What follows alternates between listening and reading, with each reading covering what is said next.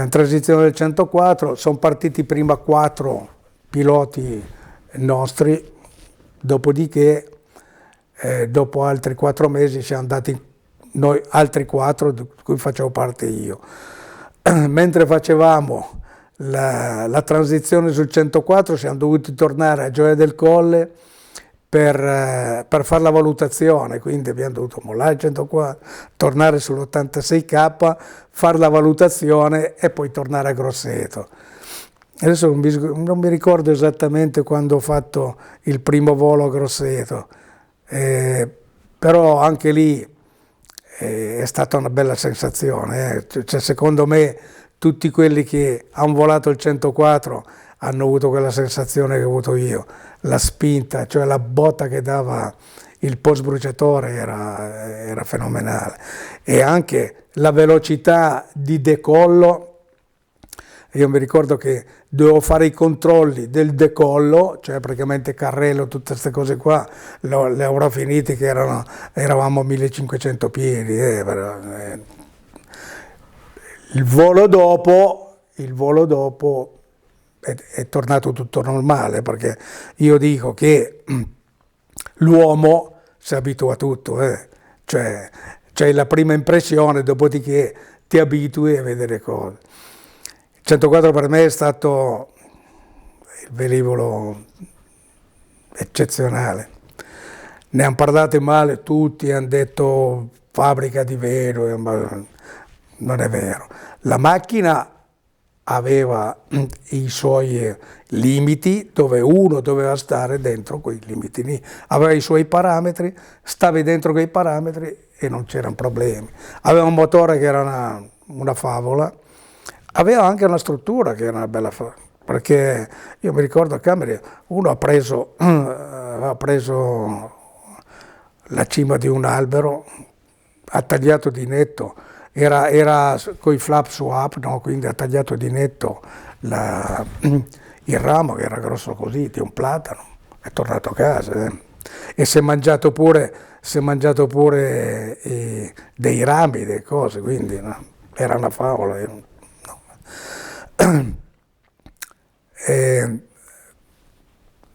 Cosa devo dire?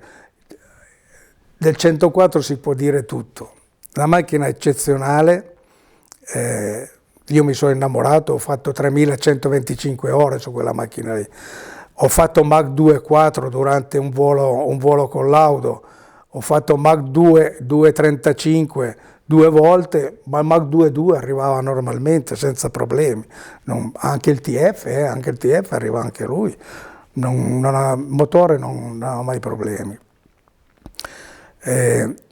La limitazione sua, per conto mio, della mia esperienza, non so se gli altri hanno avuto la stessa sensazione, è il radar. Il radar era un radar, per me era scarso, era molto meglio quello dell'86, per dire, no? Se quella macchina lì avesse avuto il radar dell'F-16, poteva vivere tranquillamente anche lui, come ancora adesso poteva essere una bella macchina, perché aveva dei bei tempi di reazione, 5 minuti, cioè lui decollava in 5 minuti. Noi dall'Arme, se il velivolo era vicino, anche meno di 5 minuti andava in volo. Quindi messa in moto, mentre lo mettevi in moto, ti legavi, via lo stop dell'aria, questo là, staccavano le cose. Il specialista toglieva via le spine e tutto, chiudeva il tettuccio, andavi. Arrivavi sul cornetto dove c'era l'armiere, ti toglieva via le spine e cose, chiedevi l'allineamento, decollo, boom, via. 4 minuti e mezzo. Quindi adesso i velivoli, non so, io l'F-15, cioè l'EFA non so il tempo che ci impiega, ma ci impiegherà 15 minuti a partire, non lo so, non mi sono più interessato, quindi non lo so. Io sono arrivato poi da Gioia del Colle, sono stato trasferito e sono arrivato a Cameri in un gruppo Tigre, no? Il gruppo Tigre aveva un vantaggio rispetto agli altri, che oltre a fare gli squadron exchange, perché una volta all'anno si faceva il squadron exchange, aveva il vantaggio di fare il Tiger Meet, quindi si facevano due praticamente eventi, no? 2 eventi nell'anno, mentre nei gruppi normali ne facevano uno. Il Tiger Meet dava la possibilità di confrontarsi con vari tipi di velivoli, quindi potevi trovare il Phantom, potevi trovare gli F-111, potevi trovare il G91, potevi trovare dei 104, no? Quindi era un buon bacino di raccolta dati per poter applicare in volo le tattiche. Quello che ho notato io, ad esempio, qua all'inizio che sono arrivato, io arrivato a Gioia del Colle, facevamo molto combattimento aereo col K, sono arrivato qua e c'erano gli olandesi con gli F5. L'F5 è una macchina che stringe molto bene e sale abbastanza, no? Perché aveva poi spruciato le cose. Andiamo a fare combattimento, cioè tornavano i miei colleghi, dice, ma porca miseria, questo stringe, quello qua. Io,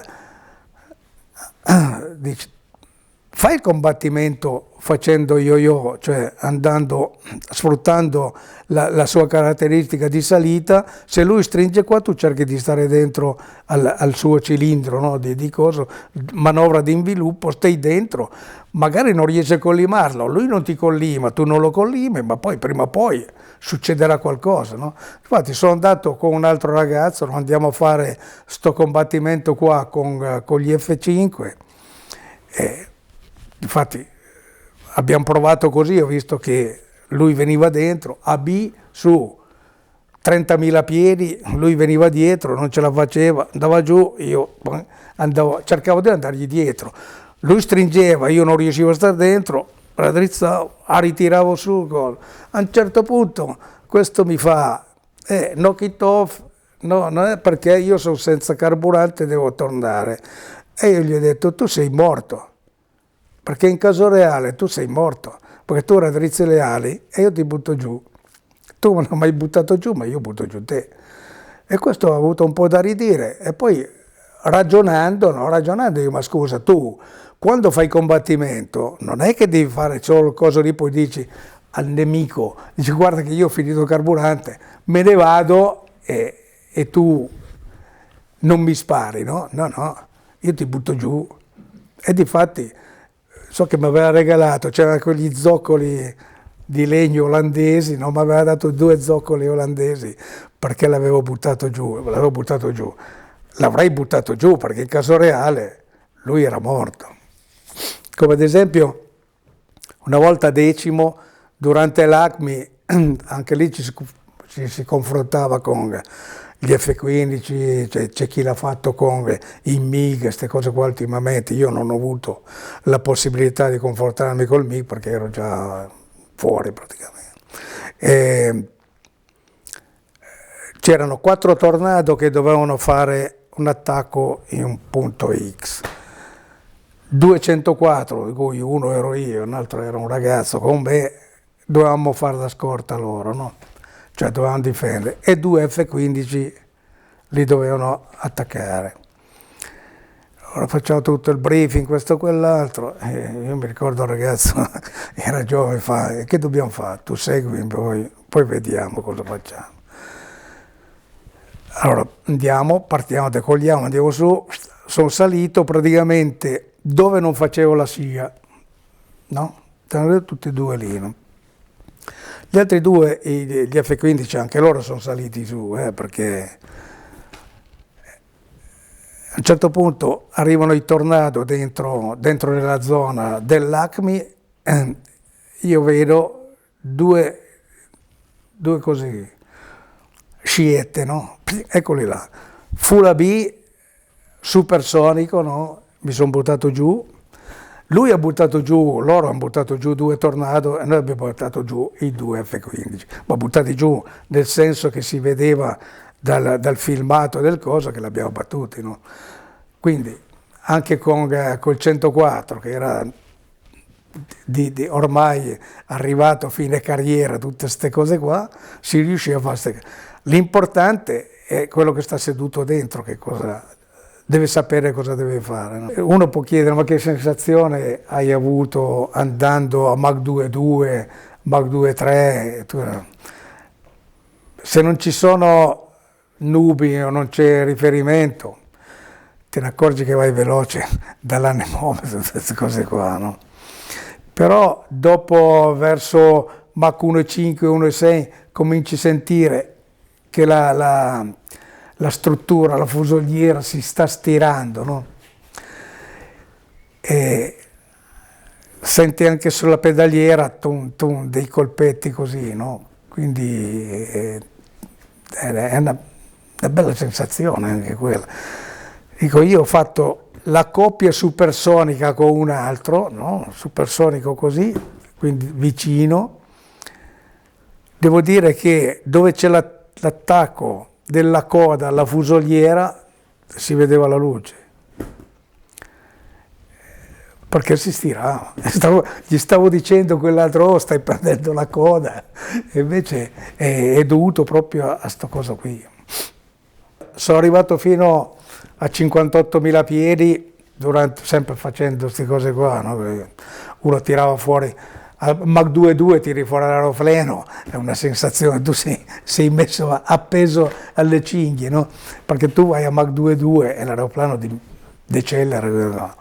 E allora per fermarlo lo tiri su, no? Ho dovuto rovesciarlo, perché quello continuava ancora ad andare. Ho visto una volta il lancio di un mio carissimo amico, in Romeo 64, dicono che è andato in vite, per me è entrato in pitch-up, perché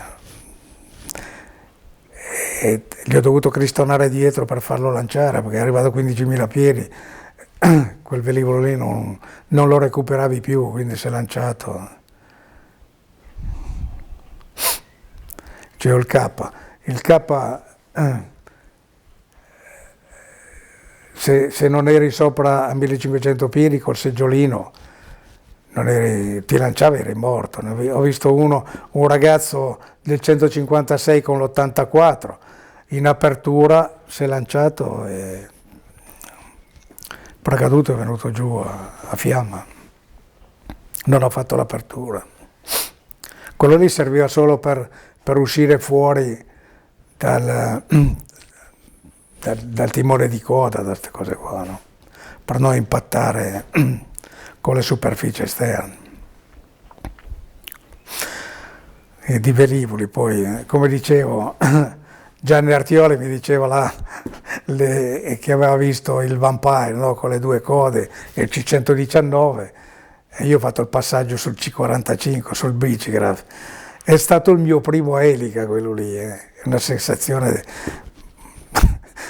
Mi ricordo sempre dell'istruttore, quando esci devi provare i freni, dai motore, esci, provi i freni e poi per girare dai motore da una parte, lui gira, contrasti subito con l'altro. Dico, vabbè, noi piloti di velivoli a getto, i freni, boh, invece quello lì bisogna, do motore, esco fuori, no? Do motore, freno, e questo aeroplano fa così, no?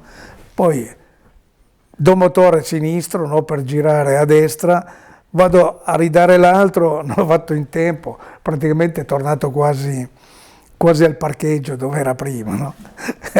E allora mi fa, guarda, è meglio che usi i freni come facevi ai tuoi tempi. Allora io usavo i freni, no? Anche quello era una cosa strana, no? Cioè, volare su un biciclo, per noi che volavamo su triciclo, è una cosa strana, non è bella.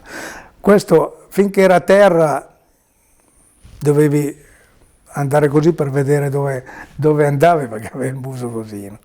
Allora, quando davi il motore, per terra era difficile tenerlo subito, poi quando la deriva diventava efficiente, allora lo portavi dove volevi.